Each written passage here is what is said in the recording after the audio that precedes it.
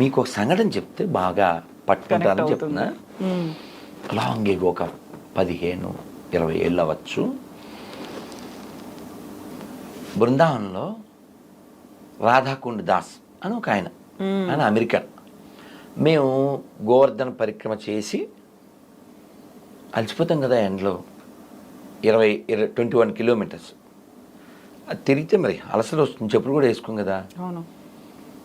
ఇంకా ముఖం వాడిపోయింది. ఆయన కనపడ్డారు. తక్కువ మేము సాష్టాంగం చేశాం, ప్రణామం చేశాం. ఎందుకంటే ఆయన ఇచ్చిన లెక్చర్స్ని నేను తెలుగులో ట్రాన్స్లేట్ చేసేవాడిని తిరుపతిలో, కాబట్టి గుర్తుపడతారు. వారు ఇప్పుడు లేరు, నో మోర్. ప్రభుపాద్ వారి శిష్యులు అమెరికా. నేను గుర్తుపట్టి ఆ ప్రభుజీ హరికృష్ణ ప్రభు ధన్యవాద్ ప్రణాం అని అన్నాం. అని వెంటనే మేమేదో ఒక బ్యాచ్ ఉన్నాము. You know why Krishna is black అన్నారు. మేము అలా స్టేరింగ్ అయిపోయి అలా చూస్తున్నాం. ఆయన ఒక పెద్ద లిస్ట్ చెప్పారు. ఇప్పట్లో సెల్లో అలా ఉంటే రికార్డ్ చేసుకునేవాళ్ళు. కానీ మా ఇంట్లో ఒక 2-3 ఎక్కినాయి. ఆ ఎక్కినాయి చెప్తున్నాను. నాకు చాలా చెప్పేశారు ఆయన. You know why Krishna is black?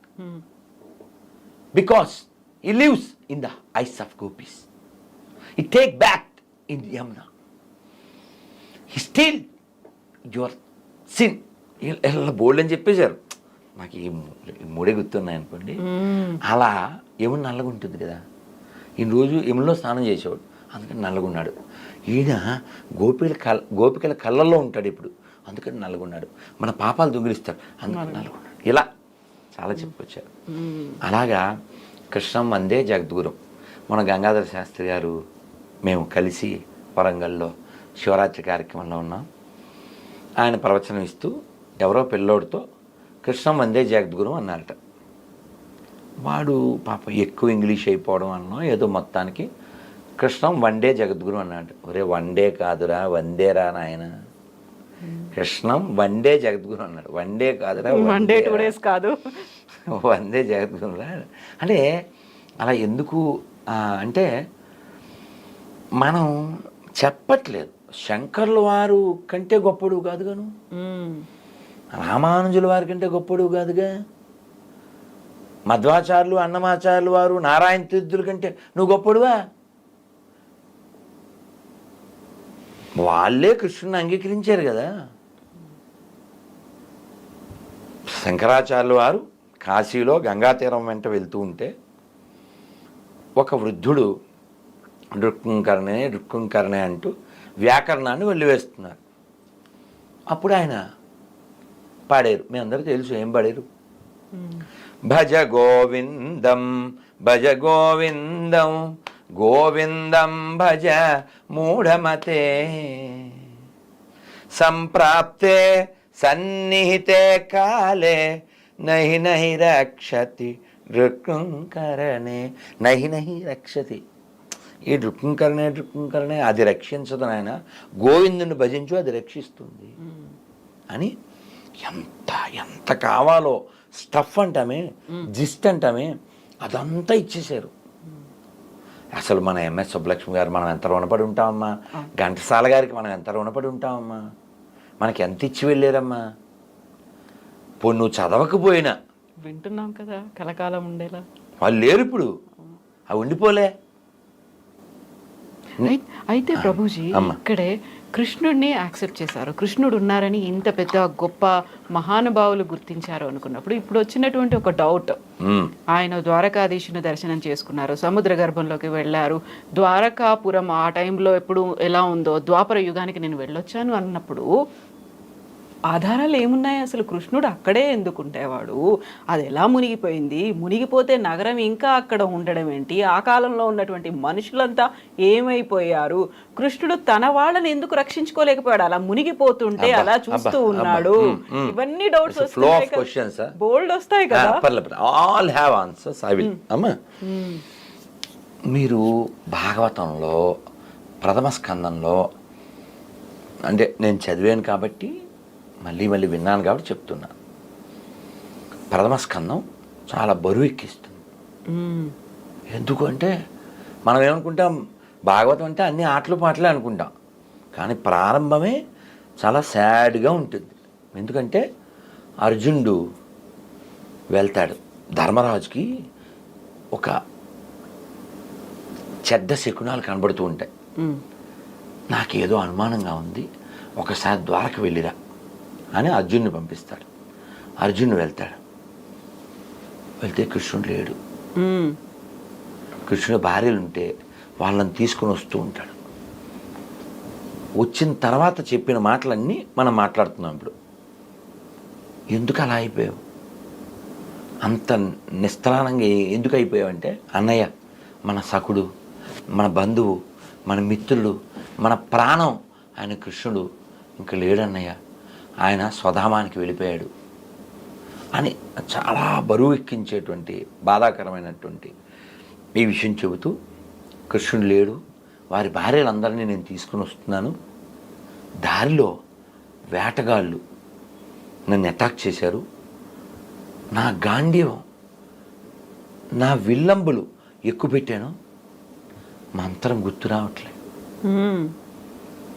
తప్పక నేను మామూలు వ్యక్తిలాగా ఆ గాంధీవం ఇలా వేయవలసిన బాణాలు దాంతో చేశాను, అయినా వాళ్ళు లాక్కుని వెళ్ళిపోయారు.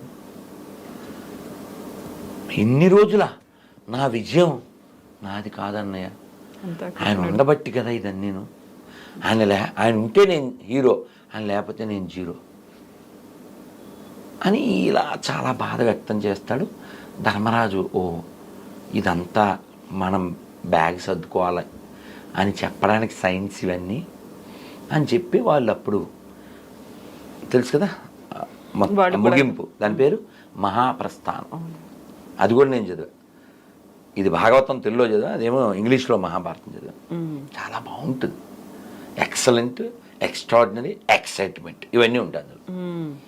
అంటే మనం మాట్లాడితే అలా ఎక్కువైపోతుంది, అయినా షార్ట్గా చెప్తాను. అలా వాళ్ళు ప్రయాణం చేసేస్తారు. ఆ ప్రయాణం చేసినప్పుడు ఒక్కొక్కరు పడిపోతారు, మీరు విని ఉంటారు.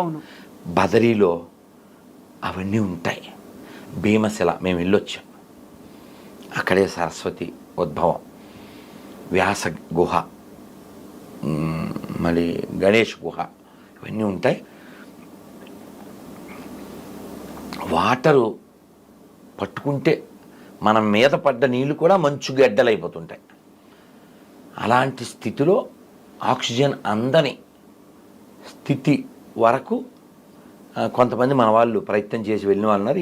ఈ హైదరాబాద్లో ఒక ఆయన నాకు ఉపాధ్యాయుని, ఒక హిందీ ఆయన, నేను వెళ్ళాను స్వామీజీ అని చెప్పారు. అంటే up to the mark almost. అంటే ఏంటి, భీముడు వెళ్ళిన అంతవరకు మనిషి వెళ్ళడానికి ప్రయత్నం చేయొచ్చు, ఆ తర్వాత ఇంకా వెళ్ళలేదు. వీళ్ళు మహాప్రస్థానం ప్రారంభించి స్వర్గం వైపు వెళ్తూ ఉంటే ముందు ద్రౌపది పడిపోయింది, తర్వాత సహదేవుడు, తర్వాత నకులుడు, తర్వాత అర్జునుడు ఇలా పడిపోయారని ముందు నడుస్తున్న ధర్మరాజుకి తెలియదు. ఎవరు చెప్పారు?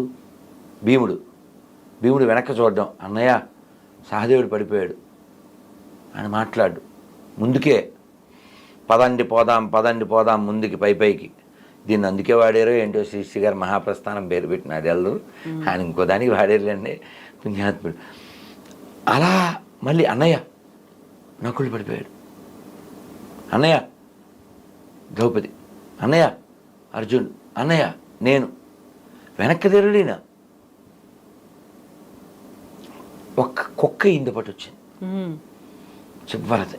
వస్తే ఇంద్రుడు మాతలే అని వాళ్ళ డ్రైవర్ని పంపించాడు. మీరు ఇప్పుడు నాకు పంపించలే ఆ డ్రైవర్ని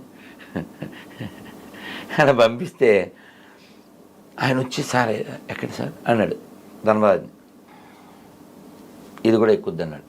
చాలా ఊరుకోండి, మీకు ఒక్కరికే వచ్చింది ఇది అవసరం, ఒక్కల స్వర్గమైన సార్ ఊరుకోండి అన్నాడు.